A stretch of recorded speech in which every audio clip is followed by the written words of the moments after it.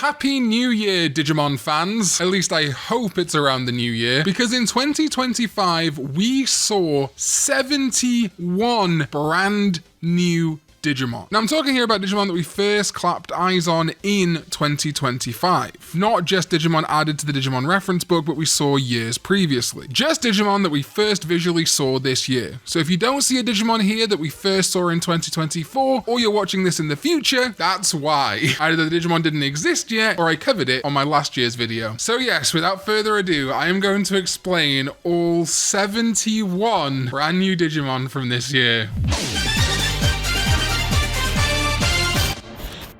What is up, digital companions? My name is Karn EX and welcome back to either my last video of 2025 or my first video of 2026. Happy New Year. And yeah, there's a lot of Digimon to cover in this video. Thankfully, a lot of them do have Digimon reference book listings, which I will be reading, but I'm also going to add context to where they're from, what products you'd have to engage in to be able to discover these Digimon, and just kind of go through what a crazy year 2025 has been for Digimon. So this has been a massive undertaking to write, film, as is happening right now, edit, and get out. So I'd really appreciate it if you liked, left a comment below, subscribed, and hyped if you're able to on mobile. Thank you. So there is a lot of crossover this year. I'll try to mention when a Digimon whose kind of main debut is in one thing, but they show up in other things. But with the advent of our brand new Shambala digital world finally being revealed, this world of Chinese and Japanese mythology in the digital world, there is actually massively increased brand synergy between the Vpets, card game, Digimon Alysion, Liberator, and even Beatbreak. While Time Stranger finally let us explore the Iliad server in a meaningful way, this really was the year of Shambala, with it even showing up in Time Stranger, and I think 2026 will continue this Shambala explosion. And speaking of Shambala, the first set of Digimon I'm going to talk about are from the Vpets Pendulum Color 6 and 7, Saiyu Warriors and Toho Braves. Covering the Saiyu Warriors, the kind of Chinese side of Shambala, and the Toho Braves, the Japanese side. I did a whole video talking about Shambala, which you can go check out when it was first revealed, but basically this is the third digital world that we've heard about for a long time now. Some people believe that's Witchelney, but Witchelney's in its own weird subcategory. There is a whole website for Shambala, which I will link in the description down below, but basically Kunlun, who we actually saw in Digimon Story Time Stranger this year in his human form, made Susanuomon craft this new digital world, and it's full of new and existing Digimon, like Erlangmon, Shakamon, Amaterasumon, Taketomon, Kagoyamon, Nezhamon, Enmamon, and Ryugumon, among others. A new Vpet, of course, means we're going to have a full evolution line to be able to explore, and for Saiyu Warriors, they created Fukamon and Mokokomon. Fukamon's name comes from the Japanese Fuka Fuka, meaning soft and fluffy. It's a smoke Digimon, who, like a cloud, doesn't contain much matter and floats through the air. Fukamon rarely moves on its own accord and instead lets the wind carry it whichever way it blows. As such, individuals can be found all over the continents in the Eastern digital world. During stormy weather, it is said to take shelter under objects or larger Digimon so that it doesn't get blown away. When it feels threatened, it uses Cloud Call to breathe out clouds and then flees. So Fukamon then digivolves to Mokokomon, coming from Moko Moko meaning fluffy. Yeah, if you've seen like Dragon Ball, these are the Nimbus clouds of Sun Wukong. Mokokomon is a smoke Digimon that digivolved from Fukamon, losing its tendency to drift with the wind while growing fangs and becoming more active. In the Eastern digital world, Mokokomon is revered as the origin of all Digivolution, and even aggressive Digimon rarely attempt to do it harm. Despite this, it still finds itself in danger from time to time. When threatened, it uses viscous clouds to breathe out sticky cumulus cloud, encumbering its aggressor's movements before escaping. And as hinted there, yes, Mokokomon can digivolve into a bunch of Digimon in Shambala. The brand new rookie Digimon Kakamon, Fujamon, and Takinmon. Kakamon is kind of the main leader of the standout rookies for this Vpet, being the new rookie for Gokumon. The line going Kakamon to Apemon or Hanumon, then Gokumon and the brand new Seiten Gokumon, who I'll talk about in a minute. So Kakamon's name comes from Kakazan, the Japanese name for Mount Huaoguo, which is where Sun Wukong is said to have been born in the novel The Journey to the West. This is literally the baby, the hatchling of Sun Wukong. Again, to use the Dragon Ball metaphor, this is baby Goku. A beast Digimon clad in beautiful red and gold fur, Kakamon takes special care of its trademark mohawk-like hair atop its head. It can be found in various habitats throughout vast regions of the Eastern digital world. Kakamon has an upbeat nature, enjoying singing and music, and will proudly make other Digimon it encounters listen to its songs. A certain other Digimon, Pandamon, is popular in the eastern part of the digital world. This of course is a reference to pandas being popular and from China. And there are many Kakamon that yearn for the lifestyle of such a lone wolf, as shown by the Pandamon sticker on their headphones. Pandamon also shows up in Digimon Beatbreak quite prominently. I'll talk about this as we go throughout the video, but those Shambala connections run deep. For its special moves, Kakamon curls its body up like a ball and smashes into its opponents for Monkey Ball. Crossover inbound. In its golden howl, it makes use of its well-trained voice, shouting and releasing sound waves that pummel its foe. As I said, another rookie on the Vpet is Fujamon, coming from Fujiao in Japanese or Hujiao in Chinese. A creature with the body of a fish, a tail of a snake, and the call of a mandarin duck from Chinese mythology. A voracious aquatic Digimon that lives in the various rivers of the eastern digital world. Aggressive by nature, when another Digimon trespasses into its territory, Fujamon will use its venomous fangs to try and drive away the intruder, no matter how strong it might be. It is able to dexterously use its large fins to grab onto objects or crawl onto land, albeit only for a short period of time. It rotates its long snake-like tail like a propeller when swimming, allowing it to venture upstream. This trait is proposed as one reason for its wide range of habitats. Fujamon's Hydro Blast special move sees it violently shake its tail fin, shooting off beads of water like a shotgun. It can also use Serpentine Fang to deliver bites with its venomous fangs that can even paralyze champion and ultimate Digimon. Then the third rookie is Takinmon, getting its name from the golden takin, a subspecies of goat antelope, the takin from the Qin Mountains in southern Shanxi province, China. And yeah, it's a little cow, it's very cute, a beast-type vaccine attribute Digimon with distinctive golden fur and bull-like features that lives in mountainous areas. Traces of psychokinetic energy course through its golden fur, protecting it against both stormy weather and enemy attacks. Takinmon's horns can generate psychokinetic energy to levitate boulders or other objects, glowing gold when they do so. Aside from offensive purposes, it also uses this energy to forge paths through the mountains. It is said it sometimes accidentally makes Gotsumon float while doing so, leading to fights. Gotsumon of course being the rock Digimon. In its Horn Rush special move, Takinmon charges at its opponents to gore them with its horns. It can also use Rock Missile to fire off boulders with psychokinetic energy. The boulders continue to home in on the target even if they manage to dodge, making this attack extremely difficult to defend against. Then we have two Digimon on the Sayu Warriors side that actually don't have Digimon reference book listings yet. First of all is Hakubamon, coming from Hakuba, meaning white horse, the white dragon horse of the Journey to the West. And yeah, it's a really great Digimon, great reference to the Journey to the West. Really haven't seen any outings for this besides the Pendulum right now, but it's awesome. And then we have Seiten Gokumon, from Seiten Taisi, the Japanese version of Chitan Daisheng, the Great Sage, Heaven's Equal, one of Sun Wukong's titles. And then obviously the Gokumon part, same as the Gokumon pre-evolution that we've had for quite a while now, and also shows up in Digimon Beatbreak. Interesting. Goku, Son Goku, the Japanese name of Sun Wukong. That's why Goku in Dragon Ball is called that too, and Sun Wukong is the main character of the Journey to the West. Yeah, I mean, I get the Super Saiyan allegations for Seiten Gokumon. I'm really curious to see if the Gokumon in Beatbreak is going to digivolve to Seiten Gokumon at the Mega level. Given all of the Chinese connections there, I do think so. Alright, moving over to the Toho Braves, the kind of Japanese side of Shambala Vpets. We have the baby Tomorimon, a ghost Digimon that floats through the air covered in gaseous veil, constantly emanating a faint glow. Known for appearing at night, it has been sighted in areas throughout the eastern parts of the digital world, glimmering as it wanders the dark. When it senses danger, it uses Will-o'-the-Wisp to illuminate the gases enshrouding its body, blinding enemies. This makes sense, Tomori means light, and this is based on common depictions of ghost spirits, yokai, etc. Its evolution, Onibimon, gets its name from an atmospheric ghost light in Japanese folklore, said to be born from the spirits of the dead. It's a ghost Digimon that assumes the form of a small spirit. As its appearance suggests, it's able to slip through tangible surfaces. In eastern parts of the digital world, Onibimon are believed to be Digimon that live to the end of their natural lives, reincarnated by passing through the world of Yomi. And interestingly, Yomi is the domain of Enmamon, who also debuted on this VPET, and is a key player in Shambala. Its special move, Ghastly Flame, sees Onibimon blow bluish-white sparks at its opponents. Alright, the next rookie of the Toho Braves VPET is Wankomon.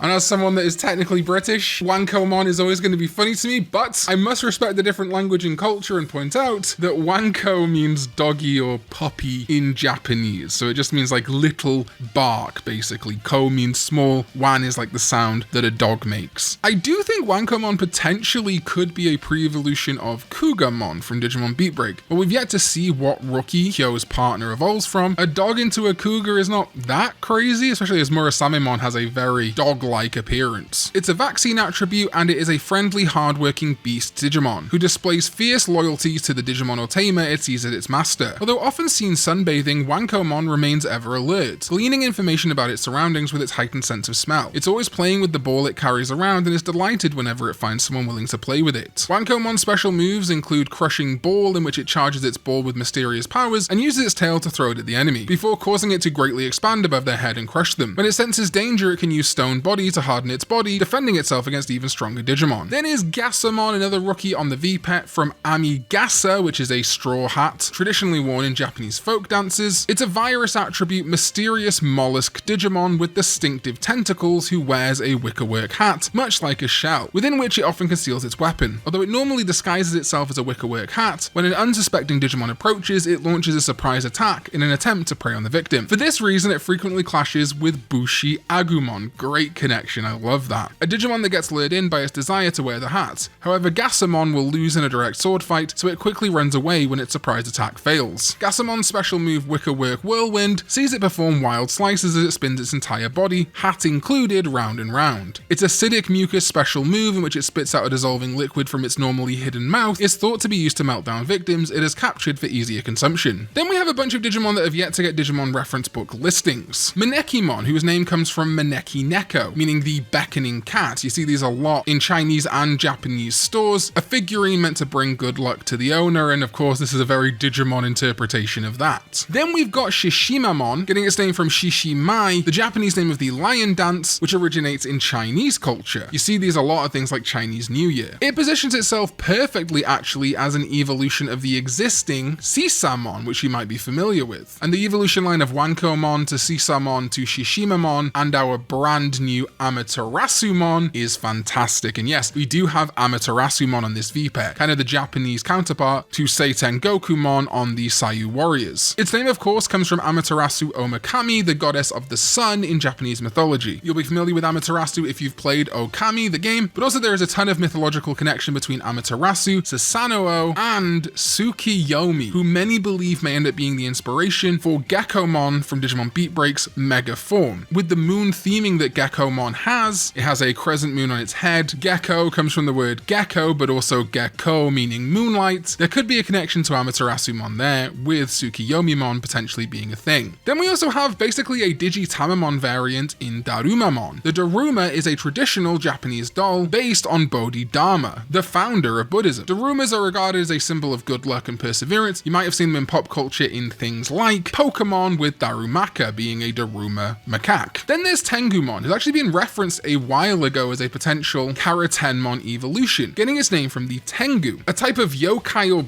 god from Japanese mythology. Humanoid creatures with bird-like features and really long noses. Feels like a cool counterpart to Ravemon, who is also on the Toho Braves Vpet. And finally, yes, there is Enmamon, who gets his name from Enma, the Japanese version of King Yama, the judge of the dead who presides over hell in East Asian and Buddhist mythology. And if we go back to that Shambala website, yes, we can see Enmamon is part of the Heroes of Shambala, the Tente Hachibushu. Though, when we go to the Yomi section, we do see that he resides over the underworld equivalent of the dark areas of the digital worlds. And interestingly is flanked by these two Digimon who I thought were going to be the in-trainings for these Vpets, but they're not, they're something else. And then there is Tao Wu Shou, who currently is only a enemy Digimon in the quest battles for these Vpets, but also is about to show up in Digimon New Century, the Chinese exclusive mobile game. Tao Wu is a reckless, stubborn creature, said to have the appearance of a human's face, a tiger's feet, a pig's tusk, and a tail 18 feet long, and is a member of the Four Perils, who I will discuss in a bit. But that wasn't the only Vpet that released this year. We also got the Godzilla Digimon collab, the Digital Monster Color Godzilla 70th edition, to celebrate, of course, 70 years of Godzilla. It's funny because Bandai back in the day did actually make some Godzilla related Vpets, and indeed, the Digital Monster version 5 features a lot of Digimon for the first time that really appear to actually be based on pixel artwork for a cancelled Godzilla Vpet. Raremon just being Hedorah, Deltamon being King Ghidorah, and Dark Tyrannomon being Godzilla, among others. So this is really a full circle moment. And while War Greymon G Erosion Mode was first seen in 2024, this year we also got to see 3 new Godzilla Digimon hybrids. Skull Greymon G Erosion Mode, Metal Greymon G Erosion Mode, and Mugendramon or Machinedramon MF MFS3 mode. The lore for these guys is minimal. They're clearly just Digimon fused with Godzilla or G-Cells, or in Machinedramon MFS3 mode's case, specifically merged with Mechagodzilla, as the MFS3 is the multi-purpose fighting system Type 3, the full name of Mechagodzilla in the movies. It's pretty unlikely we'll see these show up in anything else besides Godzilla collabs in the future. I don't think we're going to see these in Digimon video games or anything, but they're pretty cool. And then finally, for our other section, we do have the Digimon Cross Wars Digimon Expo 25 reading drama. This is sort of connected to the fact that we got new Cross Wars Vpets, which added in some long lost or forgotten Cross Wars Digimon, but during the reading of this drama, we did get 2 new Digimon, and neither of these got pictures, so I'm just going to fill in some random Digimon here. First of which is Shoutmon Cross 10, a Digicross of Omni Shoutmon, Ballistamon, Darulumon, Zeke Greymon, Sparrowmon, Starmons, Mervamon, Tuamon, and Arestadramon, who all form together to fight Sakuradamon. Now, to be clear, this drama is one of the more comedic Digimon things. Wasn't intended to be taken super seriously, because Sakuradamon is a jokey name based on Hiroyuki Sakurada, who was a producer for Digimon Cross Wars. They're literally fighting one of the showrunners or creators in this drama. So we're probably never going to see Sakuradamon ever again, although Shoutmon Cross 10, maybe one day. Alright, I talked about it a little bit, but we can move now into Digimon New Century, the seemingly massively popular Chinese exclusive mobile game. And it was a smaller year for Digimon New Century, but I guess you can consider the popularity of New Century in China being the entire reason we have Shambala, so New Century has kind of left that stratosphere in a lot of ways. But the first New Century Digimon we got this year was Yihumon. Its name Yihu meaning winged tiger, but it is a member of the new group, the Shi-Kyoju, which is the Shambala equivalent of the real-world mythology for perils. Tao Wushou on the Pendulum colors that I mentioned earlier is also a member of the Shi-Kyoju, based on Chongqi of the Four Perils. And yes, Yihumon is another member, a beastman Digimon that has the body of a tiger and eagle-like wings sprouting from its arms. It has the ability to control the wind. Yihumon is extremely brutal and cunning. It is brimming with malice by nature. Yihumon resides in Jakazan, a vast and mountainous area of the continent in the eastern regions of the digital world. It seldom emerges from those darkest peaks home to many evil spirits. That is why it took a long time to discover. According to observation data, there is a high chance that the Digimon has existed since the earliest times, when the eastern regions of the digital world emerged. The yellow charms on its body are similar to Dijangmon's, and are inscribed with the words Shi-Kyoju, the 4 inauspicious beasts, along with data related to ancient seals and wards. Yihumon specializes in punches and kicks with kung fu style movements. Every single one of its attacks is infused with the power of the wind, and every strike is swift and forceful to inflict pain on its opponents. For Yihumon's special moves, it delivers a roundhouse kick while firing the razor-sharp Sky Rend. It flaps its wings to fire off countless feathers for Featherblade Breeze. The feathers have been prepared with a poison that dulls the movements of the parts of the body that they hit. Then, the moment the opponent leaves an opening, Yihumon catches them in a twister and rides the winds while delivering attacks from all directions for Ravaging Storm. And yes, it was joined this year by Tao Timon, a demon Digimon covered in sheep-like fur that dons a bronze decoration like a helmet. Don't be fooled by its young appearance, its innocent face belies its true nature as a mischievous child who loves playing immature and often cruel pranks. Tao Timon can often be seen drifting cloud-like through the skies of Jakazan, with a possible bug in its data causing it to be constantly starving. It attempts to feast as soon as it happens upon prey. When it feeds, the decoration on its head opens up to reveal a horrifying maw. The seals affixed to Tao Timon's head sentence it to an inescapable confinement within the bounds of Jakazan. Because of this, much like Dijangmon, it is thought to be one of the Shi-Kyoju, 4 inauspicious beasts that have existed in the eastern part of the digital world since ancient times, and is presumed to have been sealed within the bounds of the mountain by an immensely powerful being. Tao Timon's special moves include Gorge Horns, in which the giant maw on its head sucks in and swallows prey whole, and it can use Vile Vomit to spit out leftovers from the vast amounts of data it has devoured, showering enemies with acid. Lastly, its Voracious Blast allows it to expel the energy amassed in its body from its excessive eating to trigger an extremely powerful explosion, although this comes with the drawback of stimulating its hunger even more acutely than usual. So yes, yet another member of the Shi-Kyoju based on Tao Ti. That is 3 perils revealed this year who joined Dijangmon, who was first seen all the way back in 2023. Crazy, but now we have all 4 perils. I hope to see them go up against the Digimon Sovereigns one day, as would be accurate to Chinese mythology. Speaking of well-established New Century Digimon, we also got a mode change of New Jamon this year, the tiny little Beelzemon and Volcanusmon fusion thing. This form makes him into a whole man and gives him a big bike. Very Beelzemon. New Jamon Crimson mode is the awakened form of the once boisterous New Jamon. Assumed in order to properly utilize its own power, in this form New Jamon's small body has grown in size and it now rides a motorbike, the flaming wheels of which are transformed Fukanirin. It has also gained 2 pairs of adjustable cyber arms, becoming a warrior Digimon with 6 upper limbs at its disposal. And I think you can see here how clearly it's more of a fusion between Beelzemon and Volcanusmon, the bike and the arms. As before its change in form, Nujamon can make deft use of its multiple divine weapons. These weapons include the 2 blades Zanyoto and Kanyoto, the rope Bakiyosaku, which Nujamon uses to ensnare targets, its mallet Koyosho, which it uses to beat down said targets, and lastly the Shukyu balls, which pursue and incinerate enemies. With its 6 arms, Nujamon can wield every one of these divine weapons at once and with great ease, and is able to fight enemies in the name of justice from any distance, near or far. Nonetheless, as its belligerent nature remains intact, Nujamon's only weakness is its tendency to resolve situations by making a ruckus, even when its cause is just. Nujamon Wrath Mode uses its Zankan Sojingeki move to slice and dice enemies in a flash, and will channel all of its power into its 6 divine weapons to deliver a continuous pummeling during Fushin Roku Renge, its ultimate move. Alright, then we move to Digimon Liberator, a webcomic and novel online that follows the journeys of humans in the world of Digimon Liberator, a sort of VR game that focuses on the Digimon card game. You can read this online for free at any time. Just search Digimon Liberator into Google and it will come up, but I've also linked it in the description. It acts as a companion to the Digimon TCG in the real world to create a narrative while also creating tons of new cards for the game. It's likely Liberator may be wrapping up in 2026, but we already know that the upcoming mobile game Digimon Alysion takes place in the same world of Lacuna and even has a dark version of Shoto, the main character of Liberator, show up. So this world is far from over. And the first new Digimon of Liberator we saw this year was Hanimon, the partner Digimon of Mirai Konosaki, who is actually the sister of Arisa, one of the main characters of Liberator from the start. Hanimon gets its name from Haniwa, a type of statue seen at funerals and in other areas in Japan. It's a puppet Digimon found mainly in ruin-rich regions of the Eastern digital world. It strongly resembles a Haniwa, and much like its namesake, its entire body is made of clay. Although it looks quite hardy as a result, it is more brittle than its appearance would suggest due to being composed of clay data instead of clay itself, and its body is quick to crack and chip. It can be seen steadily working to repair itself whenever this happens. While its blank expression can be initially off-putting, it has a mild-mannered nature and is friendly towards other species. However, it has a strong aversion to the hair on its head being touched, to the point of flying into a rage when this occurs. Although weak, it possesses a holy power, and multiple Hanimon gathering to dance can produce a barrier capable of warding off dark Digimon. Its special move, Haniwa Flash, allows it to emit a mysterious light beam from its eyes to both attack and blind enemies, and it can use Tumulus Tackle to collide into its opponent with full force, albeit at the risk of damaging itself. It then digivolves into Kokeshimon, getting its name from the Kokeshi, a type of Japanese doll, a puppet Digimon that digivolved by incorporating data from Kokeshi, a type of traditional Japanese doll. Kokeshimon often takes its home in the various abandoned castles and mansions scattered across the Eastern digital world, although normally found sitting unwaveringly in one place to the extent that it can be mistaken for an ornament. It has a mischievous side and enjoys startling those who unwittingly draw near. It also has a caring side, showing a strong drive to protect in training and rookie Digimon, and proves to be a stalwart companion once a bond of trust is established. It possesses psychokinetic abilities and moves by emitting waves of psychic energy from the base of its body, floating from place to place in the manner of a ghost. The soundless nature of its movements makes its approach difficult to notice. Kokeshimon can also use its special move Sephora Storm to fire a volley of psychokinetic bullets from the base of its Kokeshi that make up its arms, while Kideko Strike sees it crash into the ground from on high, unleashing a shockwave of psychic energy that temporarily stuns anything it hits. Then is Karakuramon, coming from Karakura, meaning to pull and stretch and move a thread, a puppet Digimon that incorporates data from traditional Japanese mechanical dolls. It wears a large sake cup on its head and resembles a beautiful woman at first glance with its long black hair, but the body underneath, the kimono, is entirely mechanical. It has been noted to reside together with Kokeshimon in old castles and mansions of the Eastern digital world, with their relationship appearing to be sisterly. Hidden beneath its elegant kimono is a multitude of mechanical arms and weapons, which it uses to hunt its prey with the tenacity of an assassin. Contrary to its usual serene demeanor, once it has settled on a target, it deploys its mechanical arms and the wheels on its legs to chase down the enemy, with its mouth agape and fangs bared in a horrifying grin. Its special move, Hachikazuki Dance, sees it skillfully manipulate the weapons beneath its kimono to slash through its enemies, and it can use Acid Deluge to douse enemies with the devastating acid from its bowl, causing them to melt away. They also have a Mega in Kaguyamon, which we actually saw in 2024. It's been teased for a long time, and is again intrinsically linked to Shambala. These are also on the Shambala Vpets. Next up is the Violet Inboots Ghostmon Mega level Digimon, going from Ghostmon to Bakemon to Phantomon, and finally the new Necromon, a top class ghost Digimon that has absorbed data from from a variety of ghosts and horrors on the net. It wields a gravestone-shaped sword, the Grey Blade, a vicious weapon that brings death to all that touch it, despite it being completely blunt. If Necromon happens to encounter a skilled Digimon as it drifts about, it will plunge the Grey Blade into the prospective foe without making a sound. It takes great joy in absorbing the data of Digimon it defeats this way into the lantern it carries. The data also gets recorded in the tome it also carries, the Necronomicon, which can be summoned like a ghost in battle. While it has the strength to manipulate the dead, Necromon is extremely weak to light and holy power, and it will never appear before Digimon possessing such abilities. With its special move Soul Striker, Necromon plunges the Grey Blade into its opponent as if it were a real gravestone, piercing the Digimon's defenses and completely destroying its Digicore. In addition, Apparition Legion summons all of the ghost data it has absorbed from Digimon into a spiritual form that annihilates the enemy like a relentless army, no matter how much it may hurt in the process. Then for Digimon Liberator, we have the level 7s. These are achieved through Digimon Liberator's equivalent to the crest from Digimon Adventure, known as the Emblems, which power up the characters of the world of Digimon Liberator, letting them access new forms, although all of them are a little bit strange. First of all is Nya Bootmon, Addis's new level 7, making a departure from the more feminine evolutions of Shumon and Shushumon, Chaperomon and Sendrilmon. Visually, though, it still continues the storybook tale theme that all of them have, as its name comes from Nya, the sound that cats make in Japanese, and Puss in Boots, the fairy tale, combined to be Nya Bootmon, Cat in Bootsmon. It's a puppet Digimon whose cape flutters in the wind as it wanders gallantly through the digital world. While it dons the attire of a medieval knight, it is just a cat walking on two legs. Although Nya Bootmon might not seem very dignified due to its pompous speech and flamboyant gestures, it actually possesses a strong sense of justice and never condones any act of evil. It practically zips through the air with its tall, gravity-manipulating boots as it journeys across the digital world, and it relies on its trusty sword, the Catnip Rapier, to deal with any troubles it may encounter during its adventures. Despite being of small stature, Nya Bootmon is highly proficient at combat. It toys with its foes through its nimble movements and the mesmerizing flourishes of its rapier. The eye-catching way it defeats its enemies is nothing short of heroic and has earned the admiration of many Digimon. Its special moves include Gravity Paw, in which it manipulates gravity to jump up high, then rapidly descends to deliver a powerful kick. It can use Carabas Special to quickly close the gap and unleash swift rapier attacks in one fell swoop. In a display of fluid sword strokes and acrobatics, Secret Sword 9 Lives allows it to disorientate its foes and deliver 9 slashes in the blink of an eye. Then is Ariamon, who is partnered with Yao, and also one of the new Shambala Pendulum colored Digimon. Its other connected evolutions are Ryugumon, which is also in Shambala, and Marine Bullmon, which recently showed up in Digimon Beatbreak. Again, another Shambala connection for that season. And then of course they all evolve off the existing Shellmon and Sangomon. Ariamon gets its name from the Arie, a Japanese yokai, that comes from the sea and prophesizes either an abundant harvest or a disastrous epidemic. Though I think it may also be a little bit of a nod to Ariel from The Little Mermaid. An aquatic Digimon said to be able to cure all ailments and wounds. It has the ability to prophesize calamities or plagues that are to strike the digital world, and it has been cited delivering warnings throughout various areas. Its body resembles that of a mermaid, but it can float and move on land as well. However, it gradually dries up if it stays away from a body of water. Ariamon's hair-like body part is composed of seawater data, which can be freely transformed for offensive or defensive purposes, as well as serve as a bed for young Digimon. A benevolent soul, it shies away from causing unnecessary harm to its enemies, often content to capture and immobilize them. It also looks after young aquatic Digimon, such as by conjuring large shells for them to take refuge in, and works to protect the ecosystem. Ariamon's special moves are Entangling Algae, in which it extends the ribbon wrapped around its shell, Staff to immobilize enemies, Tidal Spear, which imbues its staff with seawater and transforms it into a spear to impale its foes, and Cleansing Waters, which summons invigorating seawater to cleanse any wounds or illnesses. Then is Magnetic Dramon, a new level 7 for one of my personal favorite Digimon, Sonorizamon, and the partner of the digital lifeform Close from Digimon Liberator. Being one of the Liberator Digimon to get an entirely new line of Landramon, Proganomon, and Pyramidamon. But this year we also got Magnetic Dramon, a fantastic level 7 which I think connects so nicely to Sonorizamon. It's a Digimon whose body is clad in an armor-like layer of hard rock. Although classified as a rock dragon, Magnetic Dramon is actually a unique Digimon whose structural data does not comprise any matter. Its body, which looks as if it were pure electricity, holds substantial energy reserves and produces a powerful magnetic field. It uses the magnetic pull to attract the rocks forming its body. The minerals Magnetic Dramon covers itself with function both as a tough layer of armor and as a weapon. Contrary to its appearance, it is a skillful fighter capable of compensating for its sluggish movements, such as by applying magnetic force onto enemies to pull them in. As it is essentially a walking magnetic field, researchers have pointed out that it has a tendency to influence environments of the digital world. There are concerns that it could have negative effects, such as trigger volcanic activity and tectonic tectonic movement and also impact Digimon ecology, perhaps even causing abnormal digivolutionary processes. This interesting connection to volcanic and tectonic movement, as well as its metal side, to me makes it feel like it could be a great DNA digivolution of volcanic Dramon and metallic Dramon from Digimon Lynx, but we've yet to see that happen. Its special moves include Stone Railgun, in which it shoots out a high velocity projectile made from charging the magnets on its body, Electric Compression, which it can use to trap enemies in a powerful magnetic field, crushing them with rocks, and Magnetic Tempest, which delivers a wide range electromagnetic pulse that temporarily disables its foes' digicores and potentially stun them. Then is Dullaharmon, Violet's Ghostmon's level 7. It had been a big year for Violet, getting its name from Dullahan, a headless rider from Irish folklore, that rides on a black horse carrying its own severed head. Pretty familiar headless horseman style. A ghost Digimon that rides Coach Boa. That's apparently the Irish name for the silent death coach. I'm terrible at Irish pronunciation, my apologies. Its ethereal, trusty horse, in search of Digimon close to death to end their lives. Its head and body are linked by chains and display fearsome coordination in combat, despite each possessing minds of their own. However, there have also been sightings of its rampaging head seemingly leading the body as it gallops through the night. Its special moves are Berserlac Edge, in which it swings its head like a flail to deliver a barrage of strikes, and Sleepy Hollow, in which it drags enemies into a floating coffin using a spectral hand. A grim fate awaits those who become trapped by the coffin, their physical data is deconstructed, and they become assimilated into the mass of spirits that enshrouds Dullaharmon. And our final level 7 for Liberator in 2025 is Styracommon, this time for Owen Dreadnought's partner Elizamon, and arguably the most divisive. Elizamon had a pretty interesting line of nobility, femininity, and historical and mythological monsters. Demetramon to Lamiamon and finally Medusamon. But the level 7 bucked that trend, tying back into prehistoric creatures like the Demetrodon we saw in Demetramon, which is not dissimilar to how Nyabootmon went back to the boots or shoes of Shumon. It gets its name from the Styracosaurus, a type of dinosaur, and while its design feels pretty weird, it's actually quite faithful to its real-world inspiration, even if it feels like a big departure from Medusamon. There's always going to be friction in Digimon fandom between people who like the more off-the-wall random evolution jumps and those who prefer that slightly more anime-style cohesion, you know, Agumon, Greymon, Metal Greymon, War Greymon. Elizamon's evolutions are a fantastic case study in that it kind of does both. It's quintessentially Digimon for better or worse. Styracommon is like a creature piloting a sort of War Greymon mech. Their poses are even similar, which makes sense because Owen is also partnered with an Agumon for his deck. And as Shan J pointed out, the Styracosaurus albertensis, which it is based on, is related to the Medusa Ceratops Loki, meaning there is a Medusa connection to the Styracosaurus, although of course not the Greek myth Medusa. Styracommon is a powerful heavyweight fighter whose bulk rivals that of Ultimate Brachiomon. Styracommon boasts sturdy armor and muscles as well as the ability to generate an energy field using the horns over its body, an impressive array of defenses that render physical attacks futile. Styracommon prides itself on its ability to withstand incoming attacks thanks to its impenetrable defense. When it goes on the offensive, the special moves with which it retaliates are deadly. With Crimson Crest, it concentrates energy into the many horns on its head armor before letting loose a destructive beam. With Dreadnought Stampede, it launches missiles from all over its body while charging at its foes, annihilating all in its wake. The valiant way Styracommon shrugs off attacks, only to counter with greater force, has earned the admiration of many Digimon, and has even attracted a slew of Digimon looking for a challenge with which to test the strength they take pride in. And then our final set of Liberator Digimon from 2025 are all evolutions of Machinamon, the strange half-beast, half-machine, possibly half-Appmon Digimon that I covered a lot over the past couple of years. But the TLDR is it's the partner of Unchained, the basically main villain at this point of Digimon Liberator, and sibling to Close, the partner of Sonorizamon. Because of Machinamon's dual nature, it gets two evolution branches. The mechanical Evos are machines that mimic life forms, whereas the animal Evos are animals that have the appearance or function of machines. And its machine type champion is Mulemon, a machine Digimon modeled after a quadrupedal beast. Although its body looks frail, it is actually quite durable, possessing the balance and mobility to handle rough terrain. Aside from its four legs, it also has a pair of extendable robotic arms folded within its body. They are strong enough to grab and lift things onto its back, or even send small Digimon flying. These characteristics make it particularly suited to carrying things, to the extent that it acts as the courier of the digital world, ferrying luggage and smaller Digimon to their destinations. Owing to its diligent nature, it shows a strong sense of duty in the task of transporting material. However, it has the bad habit of fixating on a single route and will try to eliminate anything obstructing its path. Its special move Iron Gallop makes use of its powerful back legs to deliver a shattering kick, and it can use Missile Rodeo radio to draw out the missiles stowed in its back and launch them towards the enemy. And as you may have noticed, with it being a transport vehicle for goods and Digimon, plus its visual elements, it's a bit of a callback to the Digibeetle from Digimon World 2. And given that Gekomon, at least in the English version of Digimon Story Time Stranger, also makes reference to not knowing where it parked its Digibeetle, 2025 has kind of been the year of the Digibeetle too. Shoutouts to the lad. Then is Turbomon, which is the beast-like champion for Machinamon, a quadrupedal beast Digimon with wheel-like carapaces covering its legs. By rapidly spinning these carapaces while lying prone, it is able to travel in the manner of a motor vehicle. An odd sight sure to stick with anyone who sees it. However, this peculiar ability also grants it a level of mobility impossible for ordinary creatures, such as rapidly moving backwards or making jumps and steep turns. It puts its mobility to good use in battle with powerful, accelerated tackles, but is also capable of a more tactical fighting style by kicking up dust clouds to blind enemies. It can rear up on two legs and walk, if only for a short time, however it rarely does so even outside of battle, as its complete set of shells seems more convenient for movement. Its special move Brutal Wheel sees it spin the shells on its front legs at high speed to grind enemies down. It can also spin its entire body at great velocity with Crush Gear Spin before crashing into the enemy, sending it flying. Then is Mockingbirdmon, a machine Digimon modelled after a bird. Its large wings and graceful appearance when flying make it resemble a bird Digimon, but its head and legs are beak-like robotic arms. It can move these arms freely, using them to fire lasers or grab hold of its enemy. The two eye-like devices at the base of its wings also grant it excellent detection capabilities, allowing it to find Digimon hidden in the shadows or underground. Along with its physical prowess and strength in battle, it has the ability to record the sounds made by any Digimon it comes across. It uses this aptitude for mimicry when hunting to catch its opponents off guard, displaying a cunning side. Once it has spotted a prey, it expertly manipulates its robotic arms to hunt it down with strange movements far removed from its bird-like appearance. It is this command of all the tools at its disposal that make it a true hunter of the sky. Its special move Iron Siphon consists in draining the enemy's life force after a puncturing beak attack, while Tri-Airbot sees it spin rapidly, aiming to capture the enemy in its three arms while shooting lasers. Then we've got Maneuvermon, a beast Digimon with a unique shape reminiscent of a fighter jet. Its appearance brings to mind Bird and Bird Dragon Digimon, but unlike most Bird Digimon, it is notable for its bone-hard wings that slice through the air and the jet engine-like organs which enable it to fly. It enjoys giving other Digimon rides and the cockpit-like organ on its neck, but as this requires getting in through its mouth, it often finds that they are not open to the idea. As it enjoys flying, it rarely descends from the sky, but on the rare occasion it lands to rest, it exposes the landing gear-like arms hidden within its body before using them to touch down. As might be expected from its mastery of flight, it specializes in aerial combat. It also has a wide range of offensive capabilities, such as the ability to discharge electricity from its claws and bionic missiles stowed in its chest. Its special move, Brutal Aerobatic, sees it confuse enemies with acrobatic maneuvers before hitting them with its bionic missiles, and it can use Full Gore to fire a barrage of electricity from its claws to scorch its enemies. And then there's a Digimon that I did a whole video about because I was so enamored by, and that is Metatromon, getting its name from the Metatron, an angel in Judaism, Gnosticism, and Islam. It is the iron giant that assumes airs of a vengeful angel. While its imposing stature and angelic form make it easy to mistake for an angel Digimon, it has no holy power whatsoever, and is in truth a machine Digimon to its core. Its appearance also belies its arrogance. It looks down on others, believing itself the most refined of all machine Digimon, and deserving of standing above the rest. It has the strength to back up this belief, which only adds to its unpleasant nature. The wing-like parts surrounding it are highly versatile autonomous weapons, with functions ranging from tracking enemies when firing lasers to creating a protective energy field. Moreover, its gleaming armor is extremely durable, and the eyes covering its body give it a 360-degree field of view. Although its own movements are sluggish, it has a flexible fighting style thanks to its autonomous weapons, capable of overwhelming opponents. Metatromon's special move, Iron Halo, allows it to freeze its opponent's movements using magnetic waves emitted from the iron ring floating above its head. It can also use Eyes of Enoch to fire lasers from the many eyes covering its body, and Metatronius to obliterate enemies by surrounding them with its wing-like autonomous weapons and energy fields. And then the counterpart to Metatromon, which is made very clear it's not an angel, it's not holy, is Dalphomon, the god of cross-connexia, said to have a connection with Metatromon, and looking at it, it kind of looks super like it's going to be the beast-side mega for Machinamon. While aware of the imminent collapse of its world, Dalphomon has chosen to accept it instead of allowing the Digimon to migrate to Lacuna, which is where it meets Coolboy. And look at this art. Dalphomon gets its name from San Dolphon, an archangel in Jewish and Christian mythology. So yeah, if Metatromon is a false angel, Dalphomon might legitimately be a god or archangel. Right now it's time for the future of Digimon, and specifically the Digimon card game with Digimon Alysion, which is the upcoming mobile game for Digimon, which also acts as a Digimon TCG client. It won't be one-to-one with the real card game. There will be cards and sets that are available in the real card game that won't be available in Alysion, at least at first, and vice versa, and the meta for both games will be very different, but the fundamentals will be the same. But if you're looking for a mobile game to play the card game with, this will be it, and it also features a full story mode. And in that story mode, we see a Renamon partnered with one of the characters called Valna Dragonov, who is the master of a guild that wants Digimon freedom in the world of Lacuna, and wants Future, who I'll talk about in a little bit, to rejoin the guild. Here Renamon gets a new evolution branch, first becoming Tenkomon. Tenkomon gets its name from the Tenko, literally heavenly fox from East Asian mythology. It is said that when a fox spirit reaches 1,000 years of age and gains its 9th tail, it turns into a golden color and becomes a Tenko. Little confused what really makes this any different from Cubimon, which is a golden fox with 9 tails, but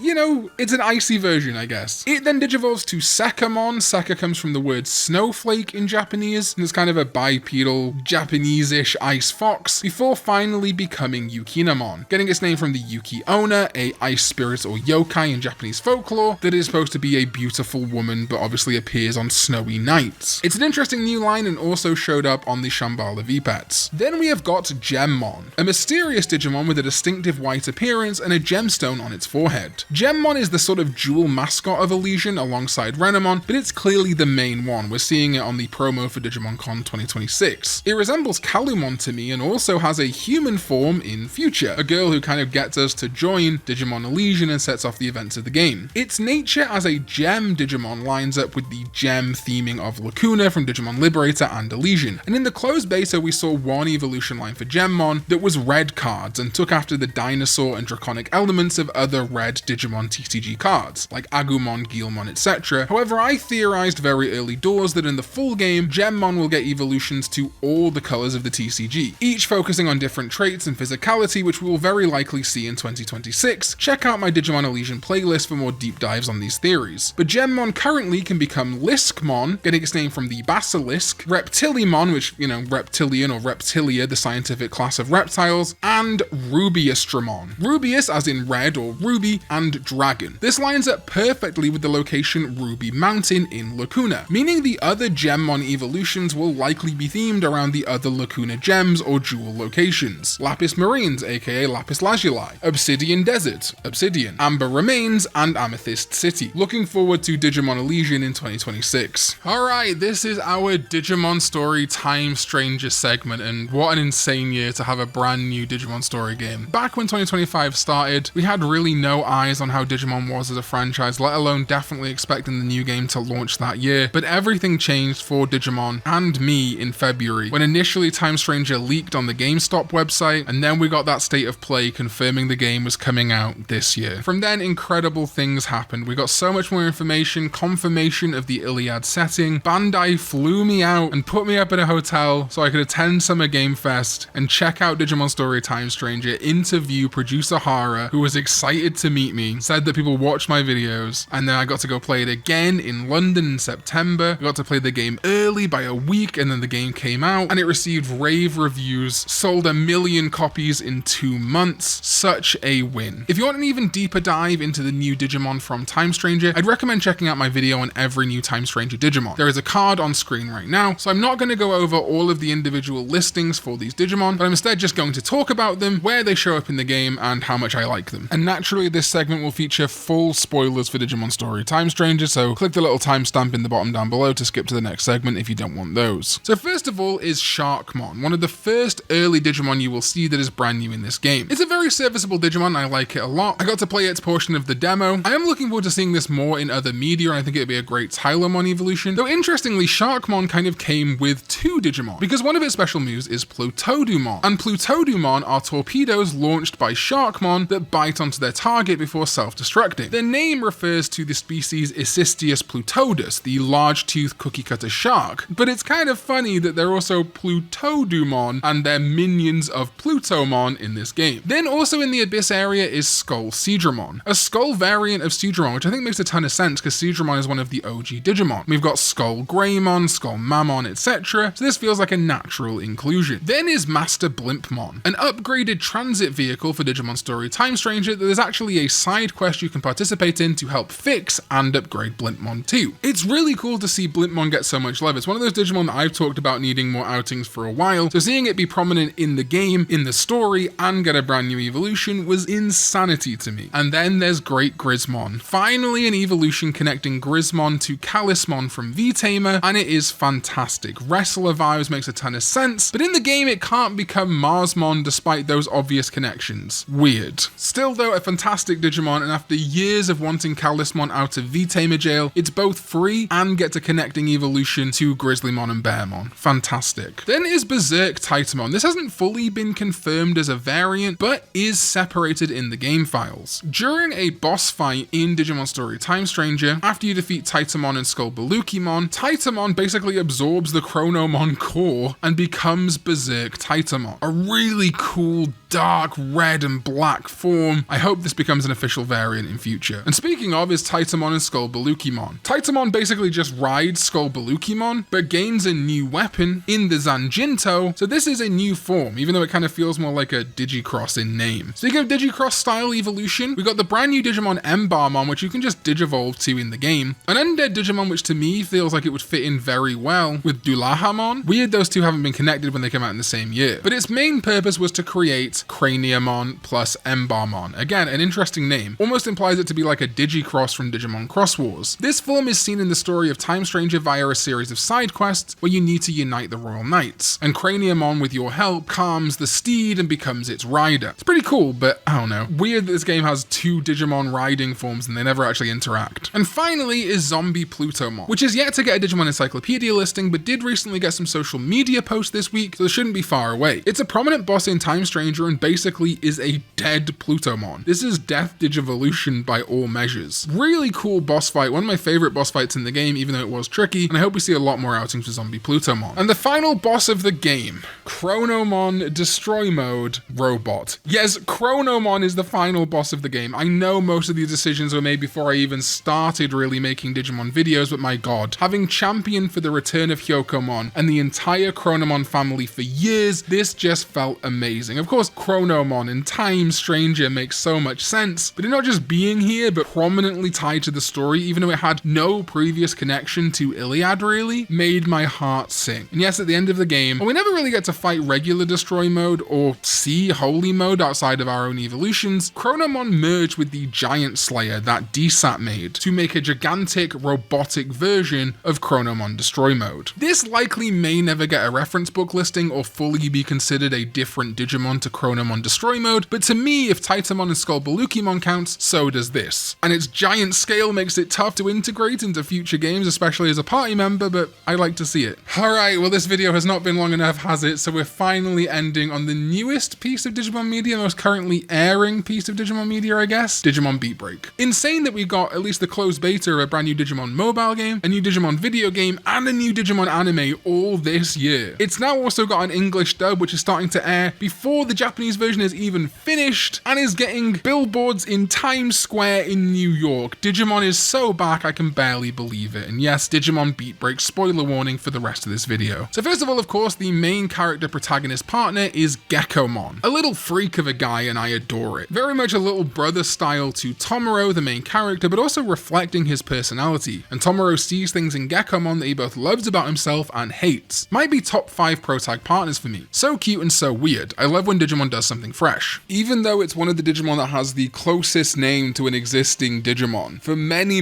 years we have had a Geckomon with 1 K, and now we have a Geckomon with 2 Ks. It is a vibrantly coloured reptile Digimon that inhabits tropical rainforests throughout the digital world. These bright colours act as a camouflage, allowing Geckomon to blend in with its habitat, making spotting it difficult. The pads on its fingers and toes are capable of clinging to all kinds of surfaces, such as the trees or boulders on which it typically resides. Although personality varies from individual to individual, most are of an inquisitive and cheerful nature. Geckomon's primary special move is Smash Beat, where it strikes foes with its freely extendable tongue, with a force that can even knock out Digimon stronger than itself if it lands a clean hit. It can also utilize its tongue to execute other creative attacks, such as Break Throw, in which it grabs nearby objects with its tongue and hurls them at its opponents, or Swing Tackle, in which it uses its tongue to latch onto a nearby object before spinning itself around using centrifugal force to launch a body slam. When backed into a corner, Geckomon has a tendency to cut up its own tail, which distracts foes while it escapes. Among members of the species, a shortened tail tail is regarded as a mark of cowardice, whereas a longer and unblemished tail is a sign of the owner's strength. Gekomon does actually have noted pre-evolutions in Kekomon and Kekomon. Both were disliked by some fans for just being Gekomon's head, kinda, but I like them. Their outings will be minimal anyway. Though, due to Tomoro and Gekomon falling out in episode 11 and an E-Pulse raging Gekomon being defeated, we actually finally did see Kekomon in the anime, and it broke my heart. Be niceys to him. A slime Digimon with a vibrantly coloured body. Although its body may be squishy and flexible, its 3 horns are especially tough for a slime Digimon, and serve as an effective defense against external threats. When it senses danger, it spits out adhesive bubble blow, then escapes while enemies are distracted. And Kekomon is a lesser Digimon with a multicolored body. Kekomon's tongue, a highly evolved sensory organ, is constantly protruding from its mouth. Whenever an object catches its attention, a single lick allows it to determine detailed information such as its shape, texture, taste, and even its compositional matter. However, possibly due to its developed tongue, its eyesight pales in comparison. Its limbs, although short, allow for nimble movement, making capturing it no easy feat. When attacked by other Digimon, it uses Beat Lick to strike them with its tongue, then uses the time they're recoiling to scurry away in the blink of an eye. And our most recent evolution, as of time of publishing, is Abergele, Gekomon's champion form, which it evolved to after 12 episodes. Not honestly what I expected for Gekomon, but I dig it. And yeah, it looks so much like a Pomimon evolution, which is kind of weird. It takes less of a focus on the musical theme that I think we see in other parts of the Gekomon evolution line, but instead is a devourer of minerals. Maybe it's a rock music Digimon. Also, with its name being Abergele, it's kind of a variant almost, joining Flare Lizamon and Dark Lizamon and even Sun Arizamon. I covered Abergele's Digimon reference book listing in my video on it, so go check that out here just so we can kind of cut this for time a little bit, because we are running up that runtime. Alright, Pristimon gets its name from the Pristinailerus bristoli, also known as Bristol's Appalachian Panda, a prehistoric relative of the red panda, and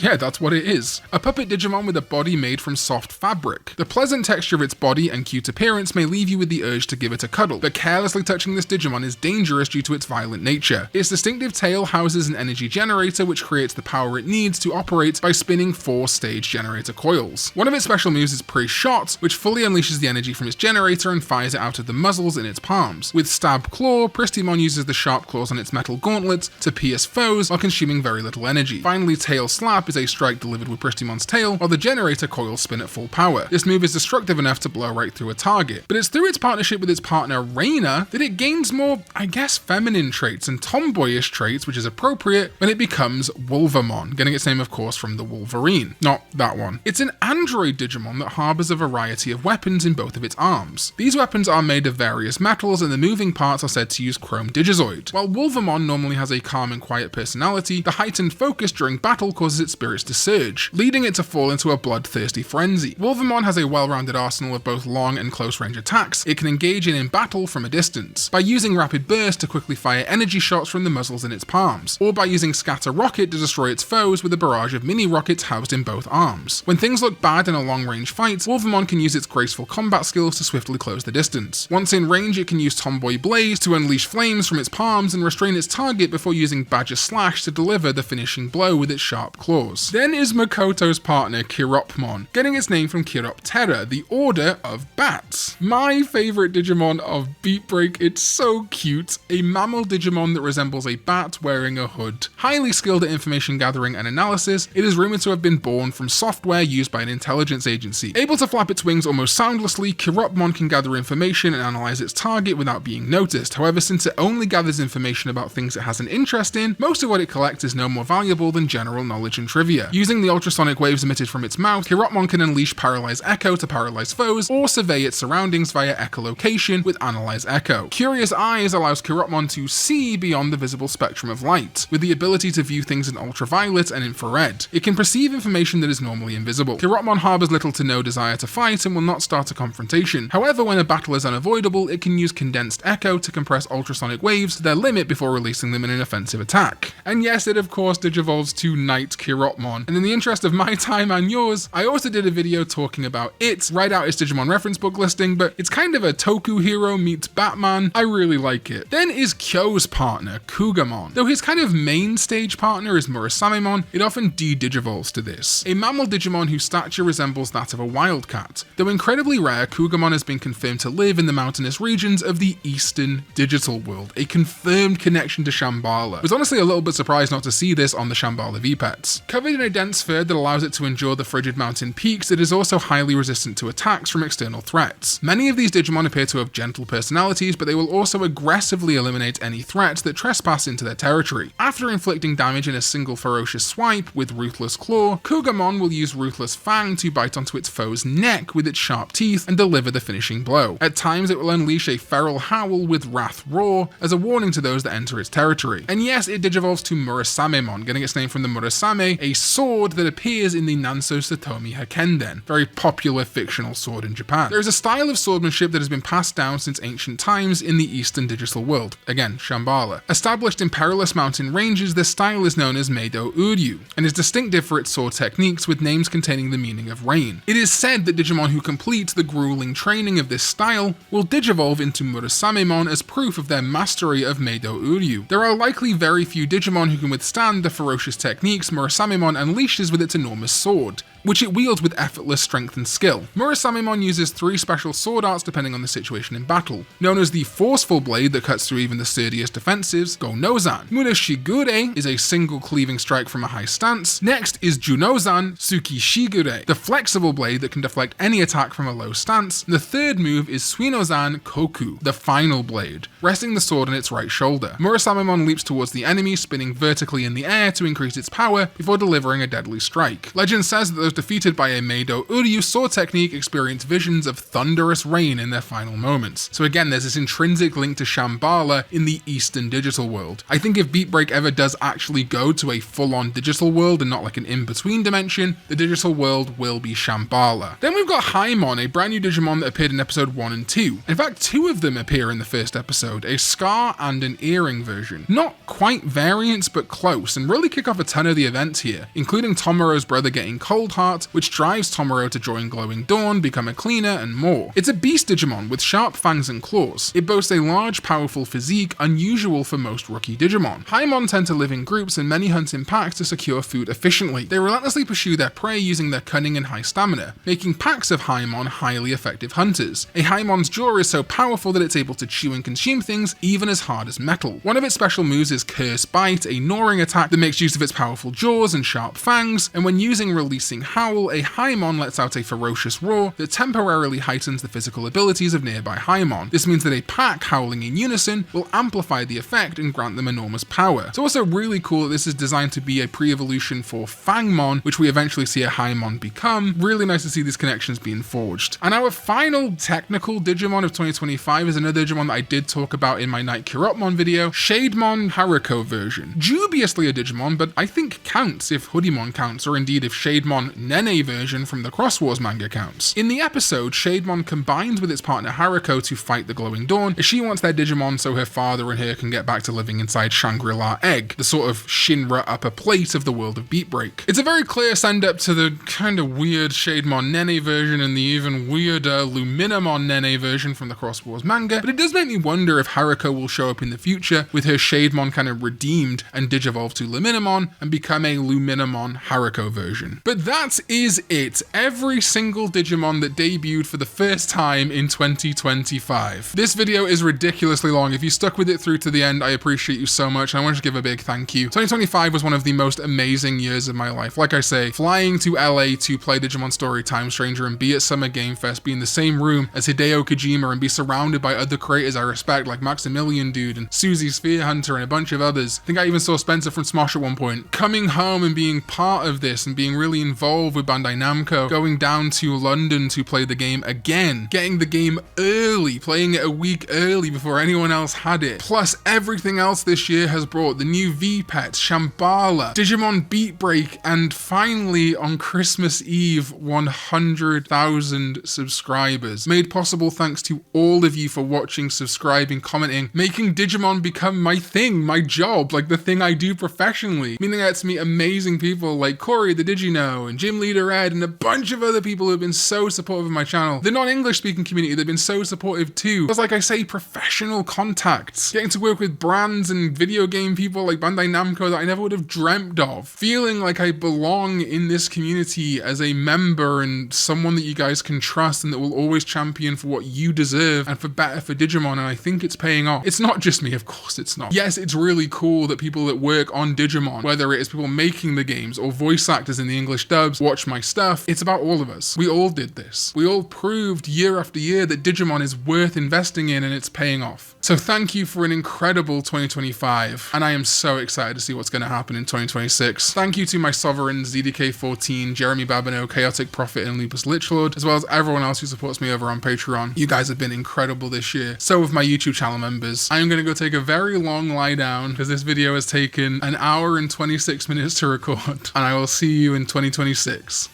when we go digital. Bye bye.